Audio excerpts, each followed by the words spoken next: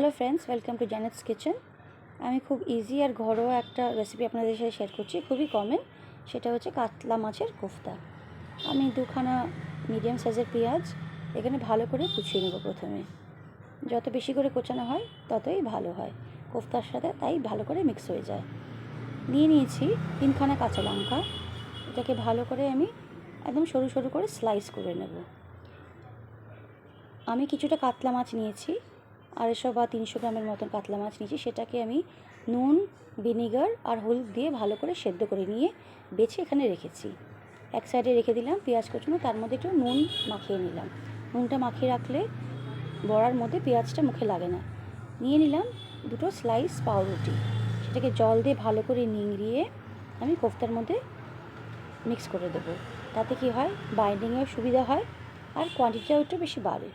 তার সাথে নিয়ে নিলাম আদা রসুনের পেস্ট, কাশ্মীরি লঙ্কার গুঁড়ো, গোলমরিচের গুঁড়ো, ভাজা জিরে গুঁড়ো এবং গরম মশলা দিয়ে একটু ভালো করে মিক্স করে মাছের সাথে মিশিয়ে নেব। একটু কাঁচা লঙ্কাও দিয়ে দিলাম, যেটা কাটা হলো অ্যাড করে দিলাম।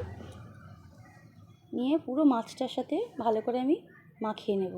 নিয়ে নেওয়ার পরে 1 টেবিল স্পুনের মতন আমি কর্নফ্লাওয়ার গুঁড়ো নিয়েছি, তাতে বাইন্ডিং করতে সুবিধা হয়। ভালো করে মাখিয়ে মিক্সটা ভালো করে করতে হবে। করে এক এক করে বড়া আমি এখানে প্লেটে সাজিয়ে নেব। নিয়ে নেবার পরে আমি সর্ষের তেলের মধ্যে বড়াগুলো 2 ব্যাচে আমি ভেজে নেব। পরপর একটু কড়া করে ভেজে নেব। কড়া করে ভেজে নিলে কি হয়, তরকারিতে দিলে এটা খুলে যায় না। দেখুন ফ্রেন্ডস, কিরকম করে আমি কড়া করে ভেজে নিয়েছি। একটু কড়া হলে ভালো হয়। সেই তেলেই একটু জিরে গোটা, তেজপাতা দিয়ে স্লাইস করা পেঁয়াজ দিয়ে ভালো করে এটাকে আমি নাড়াচাড়া করে নেব।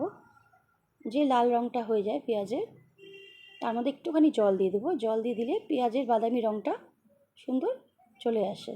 তার সাথে আমি দিয়ে দিলাম আদার পেস্ট একটু বেশি আর রসুনটা একটু কম দিয়ে ভালো করে মিক্স করে দেবো। যে আদা রসুনের পেস্টের গন্ধটা ছাড়িয়ে যায়, কাশ্মীরি লঙ্কার গুঁড়ো, হলুদ গুঁড়ো, ধনে গুঁড়ো, জিরে গুঁড়ো দিয়ে আরও একটু ভালো করে কষিয়ে নেব। যে তেলটা সাইড দিয়ে ছেড়ে দিয়েছে, তখনই আমি মধ্যে টমেটো অ্যাড করে দেবো। টমেটো অ্যাড করার পরে আমি কিছুটা নুন অ্যাড করব। প্রথমে আমি নুন অ্যাড করিনি। নুন দিয়ে ভালো করে কষিয়ে সাইড দিয়ে দেখুন কি সুন্দর তেল ছেড়ে দিয়েছে। কালারটা কি দারুণ এসছে না?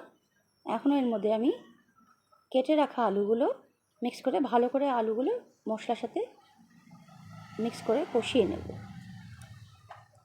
দেখতে পাচ্ছেন ফ্রেন্ডস কি সুন্দর তেল ছেড়ে দিয়েছে, এবং কষতে কষতেই আলুটা অনেকটাই সফট হয়ে যায়, অ্যাটলিস্ট 40% মতন সফট হয়ে যায়। তারপরে আমি উষ্ণ গরম জল দিয়ে গ্রেভিটা দেব।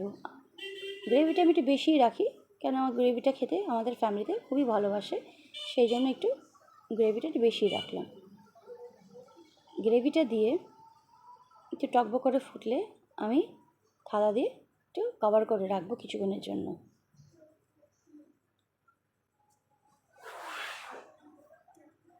থালা দিয়ে কভার করার পরে আমি এক এক করে বড়াগুলো এর মধ্যে অ্যাড করে দেবো।